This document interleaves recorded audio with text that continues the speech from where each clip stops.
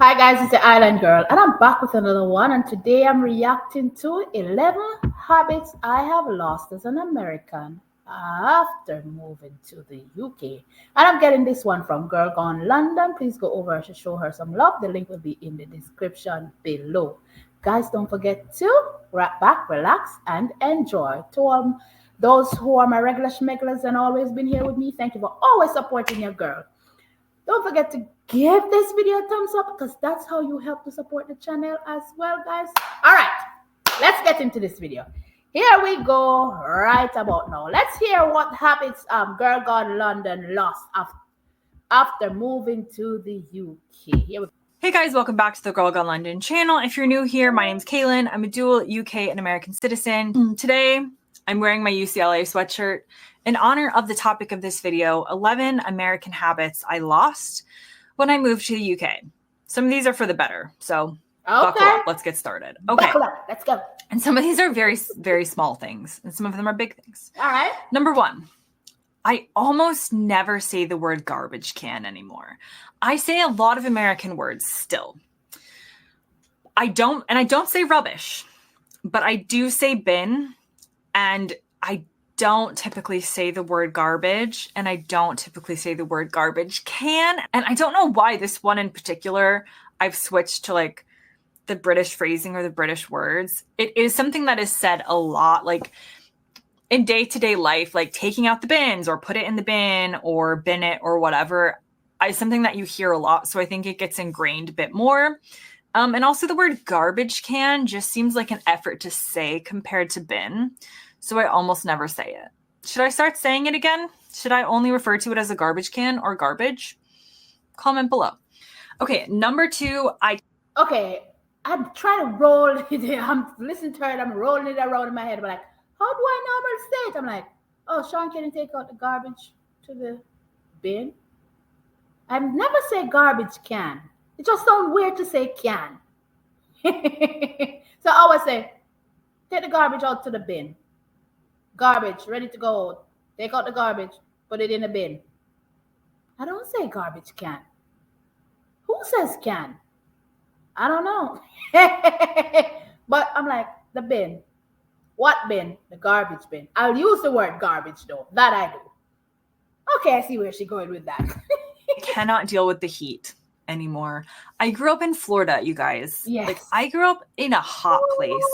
And when you live in a hot place for a long time, you get used to the heat and dealing with it. It's not like you necessarily have to love it, but your body can just take it. Yeah, you get accustomed. Now that I've lived in the UK for 10 years, I equally cannot deal with the heat to the same extent that a like born and bred British person cannot deal with the heat.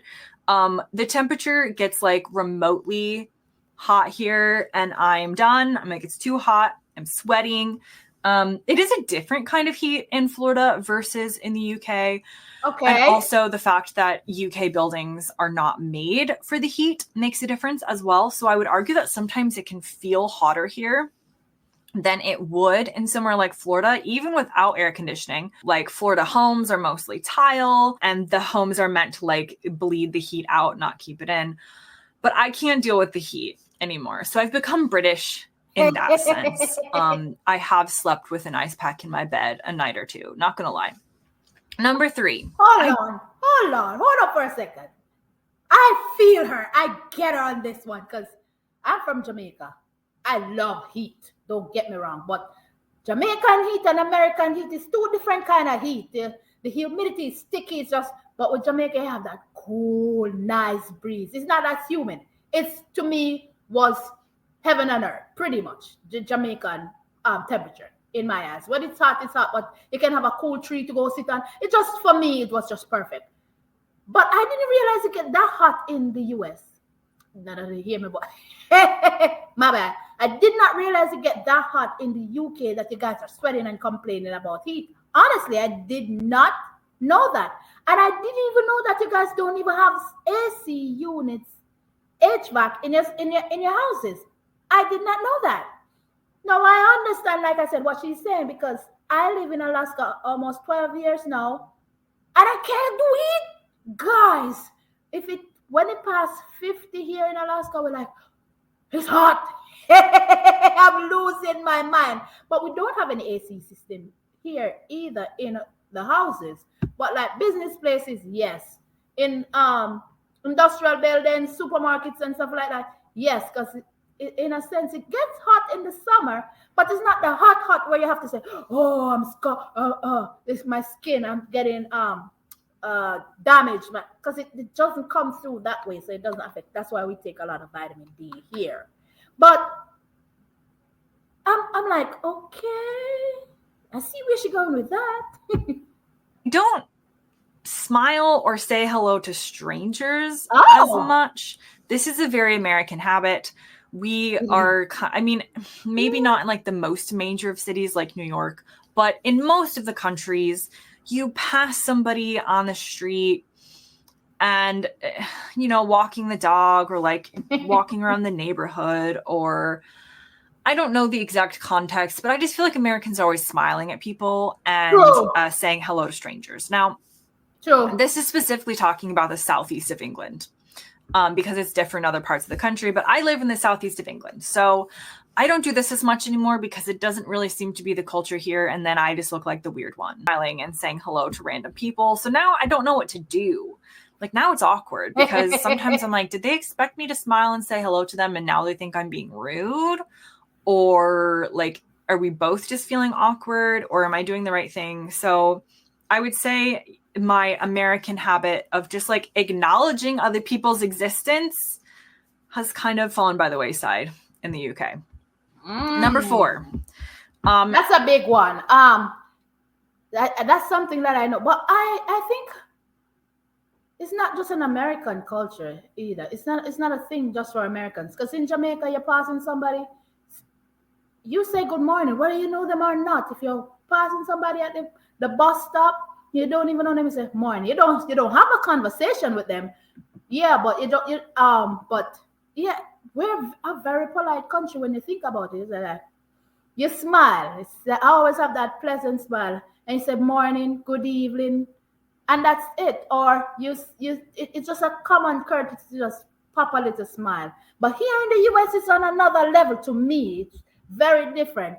But in Jamaica, they have a straight face. It depends on where in Jamaica you are as well. But here in the US, it doesn't matter where you are or who you're passing. They have this plastic smile on their faces at all times, whether they know you or not. And I've always been like, you don't even know me. Just I think I picked that up a lot too. I'll be like smiling, fake smile. Listen, guys, I'll be putting on because they're smiling at me. They see me and we make eye contact and they're smiling at me, and then I just automatically smile back. I'm like, okay then. Hey, let's move on. I no longer expect free refills. I know that it's not a thing. It doesn't happen in the UK unless you're somewhere like Nando's. But at a traditional restaurant, you don't have free refills in the same way that you do in the US, except for something like tap water. And so it's not something that I ever expect. And so when I go to the US, I am then reverse surprised, like reverse culture shocked into remembering that refills are free. In the US, I might have like refills of something, but in the UK, I don't even want it because I know that it's like it will cost more money and I don't expect it. Number 5. I don't really. I did not know that you guys don't have free refill. I am so accustomed to this free refill. Even in Jamaica, when I was in Jamaica, depending on the restaurant, you have bottomless, just like here in the US. But to me, in every restaurant that you go into here in the US, you have free refill. You bought the first one and the rest are bottomless. I've never gone into a restaurant that I don't lie. I'm lying. I've visited a Chinese restaurant the other day and they didn't have free refills. But they have free refills on water though. So I did not know that UK doesn't give free refills. Interesting.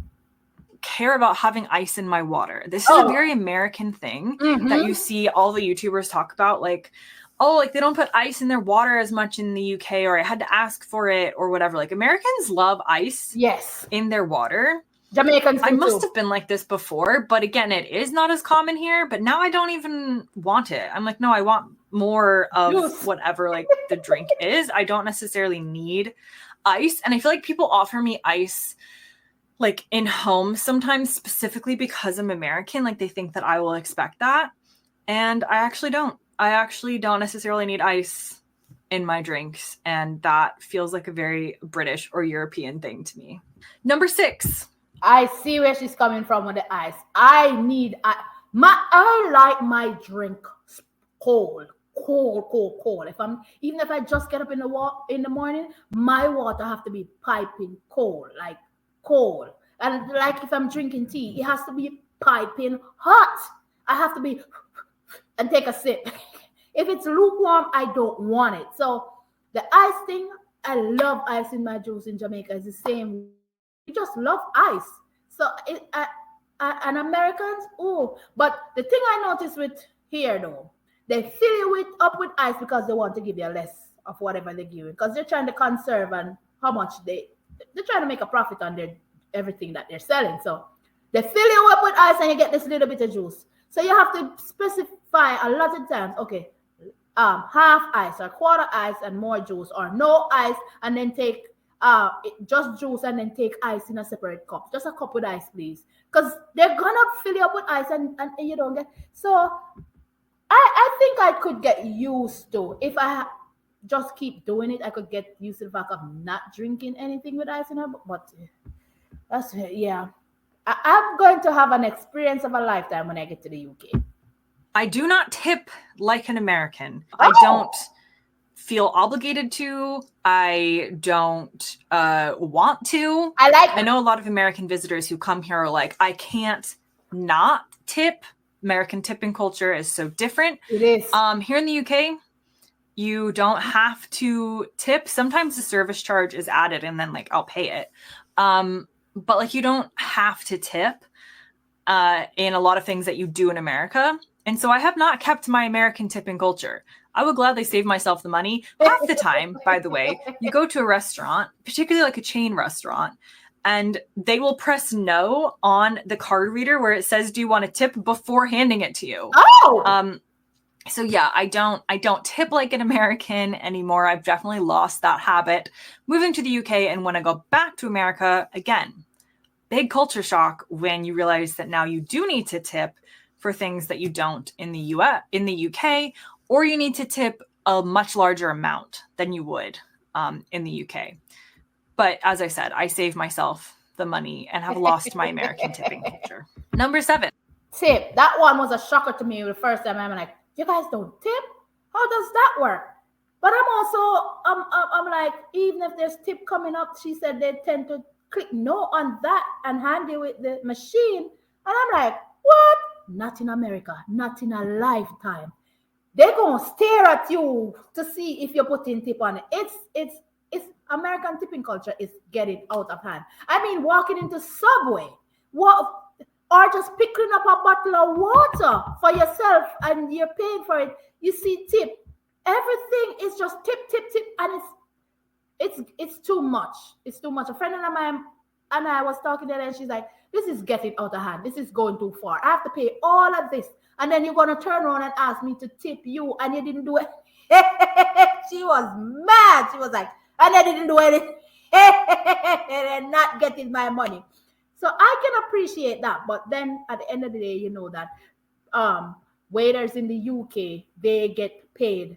But most people here, they get paid based on how many tables they serve, and tipping is a part of their pay. So it's kind of different in a sense, but at the end of the day, I like the idea of you tip if you wish to do so. An American habit that I've gotten out of is worrying about going to the doctor because of monetary reasons, or more specifically, not even just the doctor, but like going to the hospital.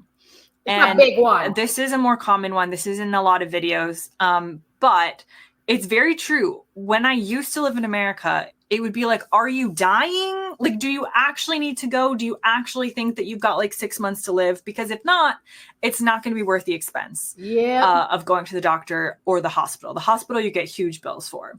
Here in the UK, I just am like, oh, I have this symptom that I think is kind of weird. Probably don't think I'm going to die in the next 6 months. I'll just make an appointment. No thoughts about money.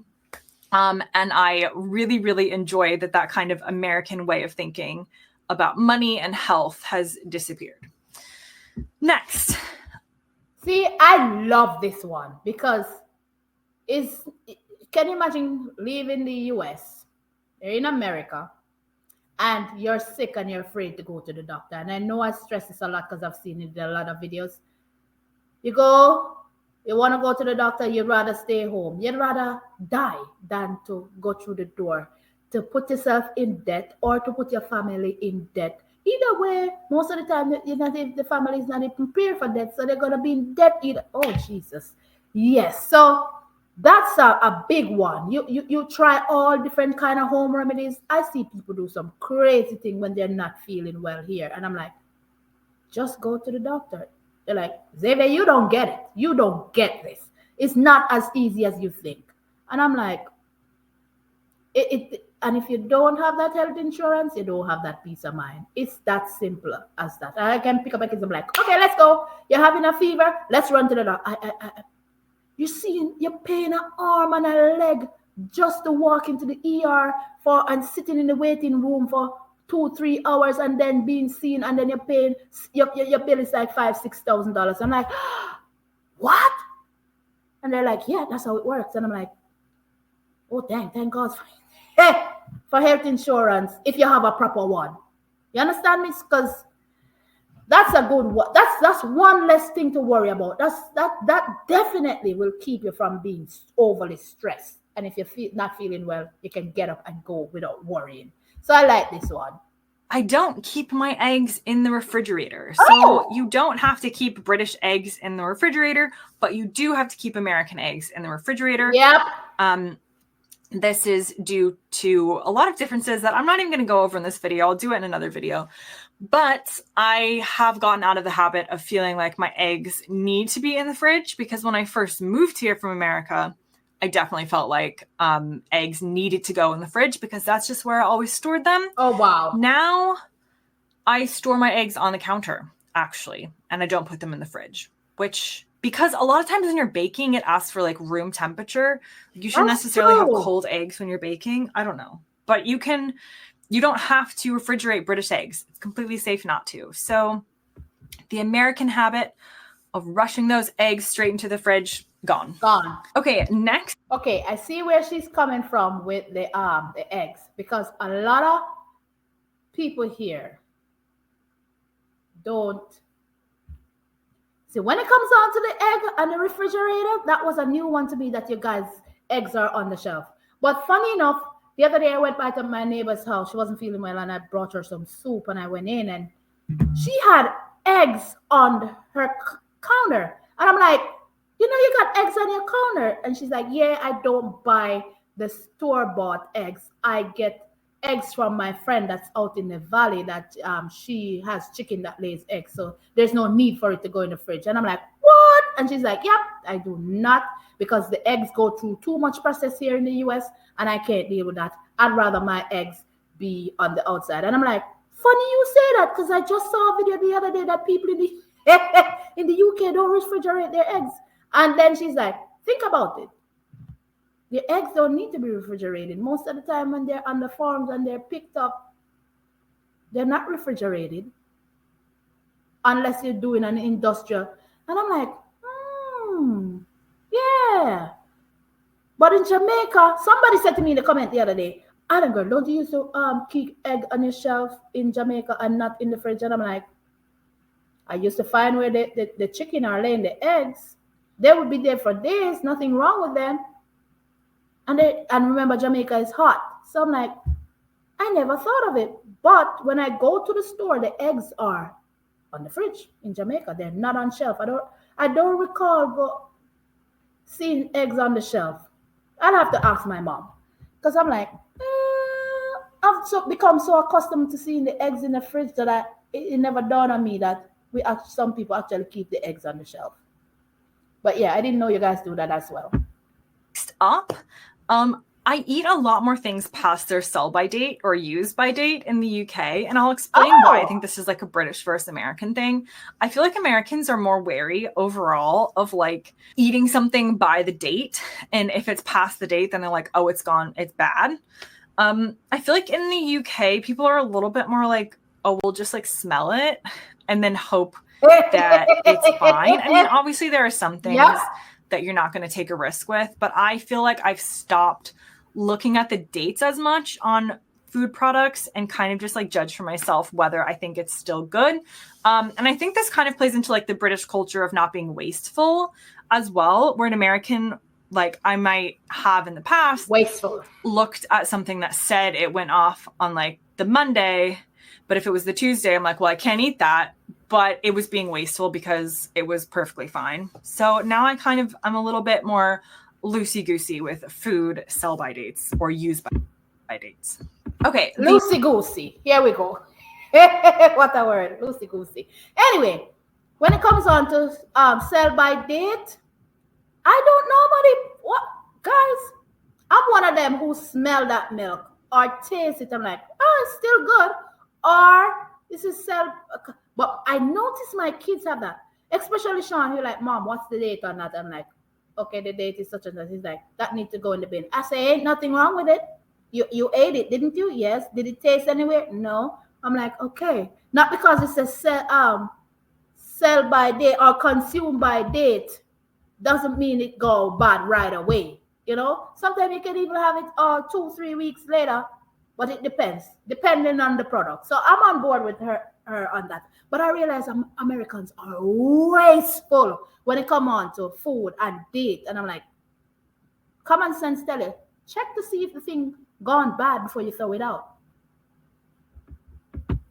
The next American habit that I have lost is not ordering dessert when I go out to eat for dinner. Oh! Follow me on this because I know that's going to sound confusing.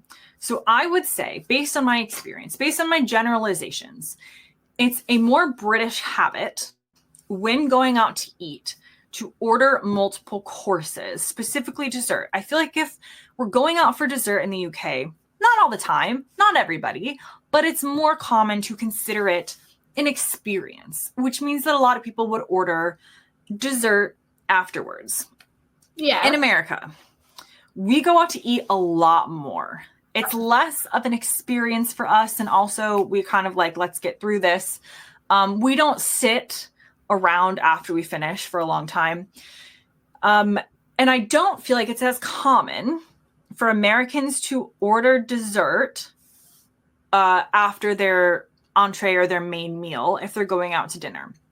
I can't really explain why I feel this. I haven't seen like a study on it. I'm just telling you, Americans love dessert. I'm not arguing that we don't eat dessert, but it might be that like you would finish with your main meal at one restaurant and then you'd like go out for ice cream on the way home.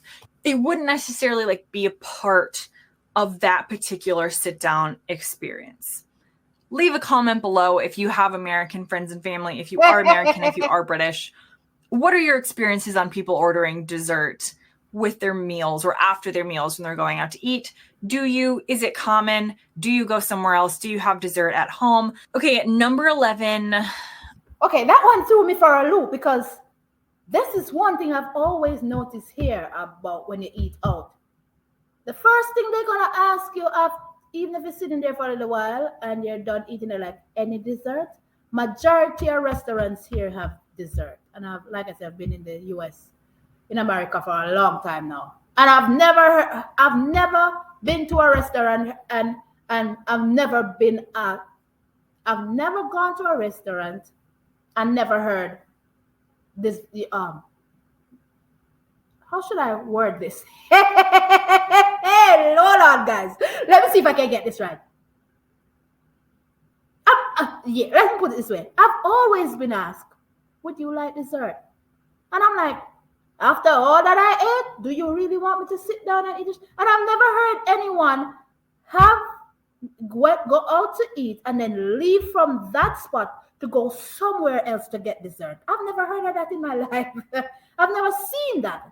And yeah, they tend to have dessert in the same place that they have they're it doesn't matter how much entrees they order. After that, they tend to have ice cream, a piece of cheesecake, or um, malted cake, or whatever, lava cake, or whatever it is.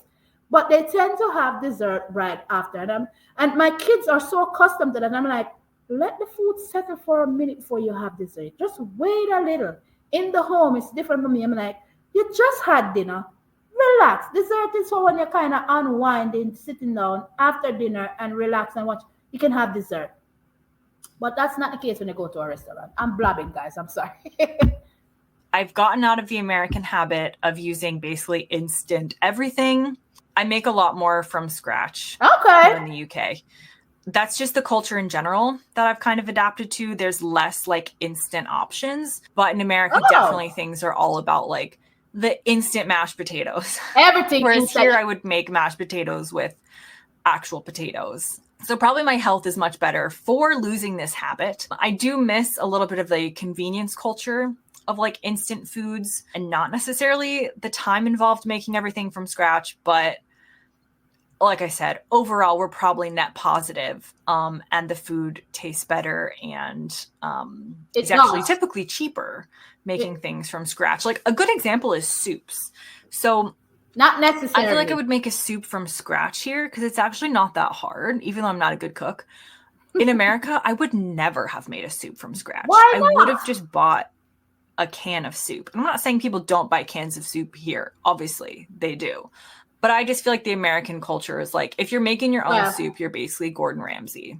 Whereas here, you're not. You're just like a normal person making dinner. So that is the last of my American habits that I have lost, or American ideals that I've lost moving to the UK. Like I said, this is all mostly net positive. So I'm making another video, which are going to be about the American habits I did not live. Okay, guys, enjoy that one. When it comes on to making soup at home, that's what I do. I will never ever pull a can of soup off the shelf. Nope, don't know what it tastes like, don't want to know what it tastes like, and I'm positive it's not good. I'm 100% positive it ain't good. That's just how I feel. Period, point blank. I don't think it is cheaper to make it from scratch either, because you have to buy all the ingredients. And yes, America is a we call it instant culture. Everything you can find if you want instant mash, instant soup. It's just quick and done, and it's way much healthier to cook for yourself. But as for me, I'm like, I can't be eating these pre-made stuff. That's just a pop in a microwave or just add water. It doesn't taste good to me, and health-wise, it's not good for you. So I'm a cookiesha. If that's a word, I'm a cookiesha. I'm being no Gordon Ramsay. But listen, I can cook to save my life, and I can cook for somebody to lick their finger on it. So I think if you keep practicing and buying the stuff and make a mistake in the kitchen, then you won't be afraid of the kitchen. That's how I look at it.